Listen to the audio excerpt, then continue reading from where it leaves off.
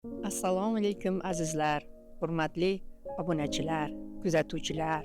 Bugun efirda sizni fikringizga Akamni topdim nomli yozilgan hayotiy hikoyamni havola etaman. Kimlarga bu hayot yoki kimlarga ota mehri armon. Ushbu hayotiy hikoyamni yozishdan maqsadim bir insonga ota mehri armon bo'lganligi va ushbu armon yaxshiliklar bilan yakunlanganligi sabab bo'ldi. Umuman insonning, ayniqsa yigit kishining yashab o'tgan hayoti davomida boshiga tushgan sirli holatlarni o'sha inson tushuna oladi. Shuncha yillar tortgan alamlari, armonlari, tuhmatlari, sog'inchlari, yo'lga qarab kutish azoblari, yakunda o'tgan umr sarhisoblarini ko'tara olish qiyin hamda kuchli iroda va sabr talab qiladi. Bu kabi taqdirlar hayotda har xil holatlarda namoyon bo'lib, har bir inson o'zi duch kelgan muammolar darajasida hissiyotlarini boshidan kechiradi va bayon qila oladi deb o'ylayman. Hozirgi vaqtda ham kimningdir taqdirida shunday holatlar mavjud va jamiyatimizda uchrab turadi. Internet tarmoqlarida muhokamalarga duch kelmoqda. Axir hayot bir kam bo'larkan va bunga farzandlar aybdor bo'lmasin. Kimlardir bu voqealarni to'g'ri tushunar, kimlardir g'azablanar ekan. Hayotiy hikoyamni fikringizga havola etaman, marhamat. Qaynatam 1991-yil 17-sentyabr kuni vafot etganlar. Ular asli samarqandlik bo'lib, Navoiy viloyatining Xatirchi tumanida tug'ilgan ekanlar. Ular vafotidan keyin turmush o'rtog'imdan dadajonning qarindoshlari haqida so'raganimda, bir kun sizni ular yashagan manzillarga olib boraman degan edilar. Ushbu fursat 1996-yilga to'g'ri keldi va qaynona oyijondan ruxsat olib, biz ikkimiz Damas rusumli avtomashinamizda Xatirchiga sayohatga ketdik. Xatirchiga borganimizda dadajonning yaqin og'aynisining o'g'lini uyiga bordik. Ularning ismi Mardon aka edi. Bu joylarga turmush o'rtog'im avvallari ham kelgan ekanlar. Xonadon egalari bizni yaxshi kutib olishdi va bu joyda bir necha kun mehmonda bo'ldik. Lekin safarimiz davomida dadajonning qarindoshlari haqida suhbatlashmadik. Oxirgi kuni uyga qaytayotgan vaqtimizda Mardon aka meni chetga chaqirib, sizga aytadigan bir gapim bor kelinjon dedilar. Men mayli ayting dedim. Ular bir oz o'ylanib turib, mening dadam vafotidan oldin Xatirchida qaynotangizni o'g'li borligini aytganlar va Mardonjon, sendan iltimos o'g'lim, Andijonda bir do'stim bor. Agar imkoniyat bo'lib qolsa, do'stimning oilasi, farzandlari Andijonda yashaydi. Ularga akasi borligini aytib qo'y, ular bilishsin degan so'zlarini aytdilar. Shuning uchun hozir sizlarni akangizni oldiga olib borib, ular bilan tanishtirib qo'yay dedilar.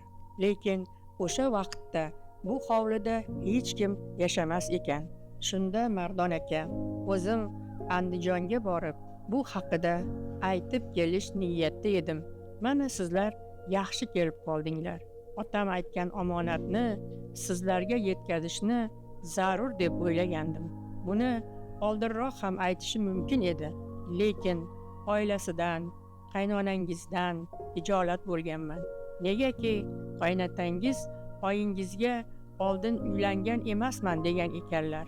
Ammo Xatirchida uylangan ekanlar-u, lekin ko'p yashamay, Ikkinchi jahon urushidan keyingi yillarda Toshkentda yashab, oyingiz bilan tanishib, qonuniy turmush qurishgan hamda hayotining oxirigacha Andijon shahrida yashagan ekanlar. Ular Xatirchida o'g'li borligini oldinroq bilmagan va ko'p yillar o'tgandan keyinroq bilgan vaqtida ham o'g'li bilan ko'rishmagan, oilasiga aytmagan. Akangizni onasi ham boshqa insonga turmushga chiqib ketgandan keyin buvisi bilan yashagan va buvisining vafotidan keyin bu hovlidan ketgan. oliy ma'lumotli bo'lib, oilasi va farzandlari bilan boshqa uy-joyga ko'chib ketgan ekanlar. Men xatirchiga borib, shuncha ma'lumotlardan xabardor bo'laman deb o'ylamagan hamda hali yosh bo'lganligim uchun bu kabi oilaviy sirlarni qanday tushunishni bilmas edim. Mardon akaga, bu safar biz ular bilan uchrasha olmaymiz. Bu holatlarni borib oyijonga aytaylik. Ruxsat bersalar yana kelamiz va akamiz bilan tanishamiz deb Andijonga qaytdik. 1000 kilometrdan ortiq yo'l yurib Andijonga kelganimizdan keyin ertasi kuni oyijonga bu gaplarni aytdim. Oyijon bu gap so'zlardan xafa bo'lmadilar. Bir oz jimgina o'ylanib qoldilar va dadangizni o'g'li bor ekanmi? Qanday yaxshi. O'zim sizlar bilan birga boraman. Albatta tanishib kelamiz va Andijonga taklif qilamiz. Hech bo'lmasa dadajonning qabrini bo'lsa ham ko'rsin dedilar. Shunda men oyijonni naqadar oliyjanob inson ekanliklaridan xursand bo'lganman va bu kabi holatdagi masalalarni ayol kishi tomonidan to'g'ri qabul qilinishini katta jasorat ekanligini tushunganman. Eng asosiysi, dadajonning ruhlari shod bo'ldi degan niyatda hammamiz xursand bo'lganmiz. Oradan ozroq vaqt o'tib, oyijon, turmush o'rtog'im va qangli singlim birgalikda xatirchiga akamiz bilan ko'rishib, tanishishga borishgan. Akamiz ham ularni xursand bo'lib kutib olib, onajonimning o'zlari meni yonimga kelibdilar deb ona bola bo'lib ko'p yig'lashibdi. Otasi haqida bilganlarini oyijonga aytib beribdilar va voqealarni ko'pi to'g'riligini oyijon tasdiqlabdilar. Akamizning yoshlari 50 dan oshgan, turmush o'rtog'imning yoshi ham 40 dan oshgan paytlarda aka-ukalarga uchrashish nasib etgan. Biroq agar hamma narsa yaxshilikka aylansa, bu hayotda hech qachon kech bo'lmas. Aka-ukalar topishib ketishar ekan. Eng asosiysini aytsam, akamiz bir tomchi suvdek dadajonga o'xshar. Bo'yi basti, gapirishlari, ovozi, hatto ayrim qiliqlari ham juda o'xshar. Bu o'xshashlikni Andijondagi qo'shnilarimiz ham ko'rib qoyil qolishgan edi.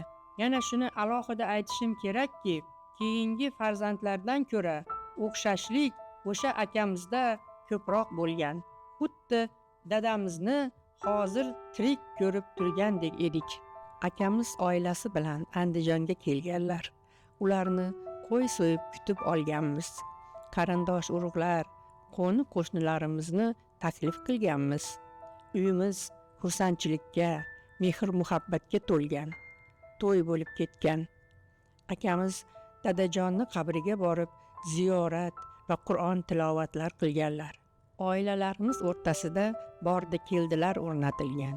Hamma oyijondan xursand bo'lib, ularga rahmat aytganlar. Aka-ukalarni birlashtirganliklari uchun ularga uzoq umr, salomatlik, yaxshiliklar tilab duo qilishgan. Hoji oyijon 90 yoshdan ko'proq hayot kechirdilar. Dadajon bilan birga yashab ulg'aygan farzandlar qalbida qanday kechirmalar bo'lganini bilmayman-u, lekin biz hammamiz juda xursand edik. Negaki bir umr otasini o'ylab yashagan akamizning qalbiga shu kuni chiroq yoqa olgan hamda ota mehrini bera olgan bo'lsak ajab emas. Akamiz bilan suhbatlashib, ularning yurak dardlarini eshitib, o'sha vaqtida ushbu she'rimni yozib akamizga jo'natganman. Ular menga kelinjon, sizga katta rahmat, ayni haqiqatni yozibsiz degan edilar. Ushbu she'rimni sizning fikringizga ham havola etkim keldi. Marhamat. Ota mehri, qonimizni bittaligi balki bizni uchrashtirdi. Sizni otam ko'rmasa-da, hayot bizni birlashtirdi.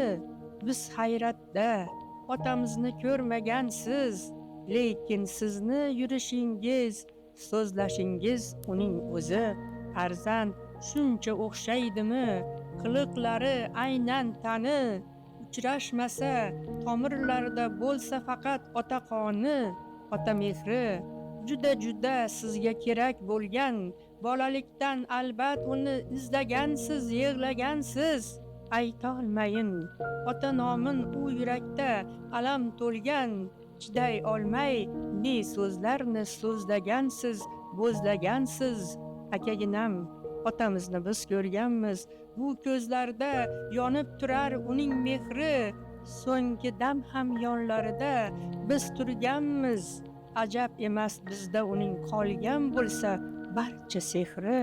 Shu ko'zlardan oling mana ota sehrin, simolari gavdalansin qalbingizda. Vujudimdan mayli siz ham tortib oling bor mehrni bu qalbimdan. Balki armon to'la qalblaringiz orom olar, balki afsus anduq endi shunda qolar. Allohim, senga oson biz so'raymiz, o'z qabrida balki endi u tinch yotar. Ana qabr, to'yib yig'lang aka, yaratgandan so'rab yig'lang aka. Men aytayin shukronalar Tangrim uchun, sizni axir topib oldim o'zim aka. Ota onasining taqdirini bilgan qancha, bilmaganlar qancha. Farzandsizlikdan yetim bolalar asrab olib, o'z farzandim deb tan olganlar qancha. Bu ham insonlarga berilgan bir sinov bo'lib, bugungi kunda bolalar uyida tarbiyalanayotgan bolalardan bir nechtasini o'z oilasiga olib kelib, bolalarga ota-onalik qilib, oila qo'rg'onida mehr muhabbat bilan tarbiyalashga qodir insonlar ko'paymoqda desam, bu ham ayni haqiqat. Farzandni yoki boshqa oilasidan dunyoga kelgan farzandlarini tan olish, o'zini farzandi bo'lmasa ham yetimni boshini silash, uni avaylab asrab tarbiyalash, yaxshi inson qilib jamiyatga qo'shish bu katta odamiylikdir. Bunday insonlar borligi u erkakmi yoki ayolligidan qat'iy nazar samimiy qalbi bilan dunyoning go'zalligini namoyon qilib turadilar.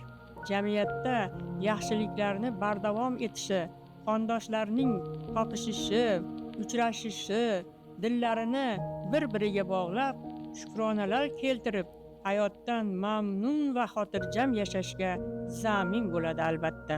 Bunga birgina misol, oilamizda aka-ukalar uchrashganda bu pulga topilmaydigan, bozorlarda sotilmaydigan hayotning go'zalligini, mehrini, bebaholigini ular to'lib yig'lashganda his qilganman. Bizlar bir-birimizdan moli dunyoni umid qilmaganmiz, balki yillar davomida bir g'arib qalbning mungli nidolariga quloq tutish, eshitish va taskin berish hamda yana bir g'arib qalbning yillar davomida yaqinlariga ayta olmay o'zi bilan olib ketgan sirlarini yaxshiliklarga aylantira olgan onajonimizga tasannolar ayta olganmiz hamda kech bo'lsa ham dadajonning ruhlari shod bo'ldi degan hissiyotlarni boshimizdan kechirish sharafiga muyassar bo'lganligimizdan shukronalar aytganmiz. O'z zamonasida yashab o'tgan va hozirgi vaqtda ham hayotda yashab, katta tajribaga ega bo'lgan, boshlaridan ko'p yaxshi va og'ir kunlarni o'tkazgan yosh katta insonlar, insonning qadri qimmati, or nomusi o'limdan qattiq deyishadi. Meni niyatim, taqdir hech kimni bunday sinovlarga otib qo'ymasin. O'zi qisqagina berilgan umri davomida armonlarda qolmasin. Qalblari mehriga to'lsin, ko'zlari faqat sevinch ko'z yoshlari bilan yoshlansin. Yaxshi insonlar va yaxshi amallar ko'p bo'lsin. Har bir insonga bu dunyoga yorug' yuz bilan kelishni va yorug' yuz bilan ketishni nasib etsin hamda qodir qilsin. Ushbu hikoyam yakunida xulosa qildimki, Har bir insonning qismati bor. Ba'zan vaqt va masofa oraga tushadi. Lekin tug'ilgan qon, xotira va muhabbat hech qachon yo'qolmaydi. Unutmang, agar siz ham kimningdir izlayotgan bo'lsangiz, umidni uzmang. Balki bugun emas, lekin bir kun albatta topasiz. Agar sizda ham shunday qissa bo'lsa, kommentariyada yozing. Aziz obunachilar, taqdim etib borayotgan she'rlarim hamda hayotiy hikoyalarim sizlarga manzur bo'layotgan bo'lsa, kanalimizga obuna bo'lib, like qo'yishingiz menga katta motivatsiya beradi. E'tiboringiz uchun rahmat. Yana efirlarda ko'rishguncha xayr, o'zingizni asrang.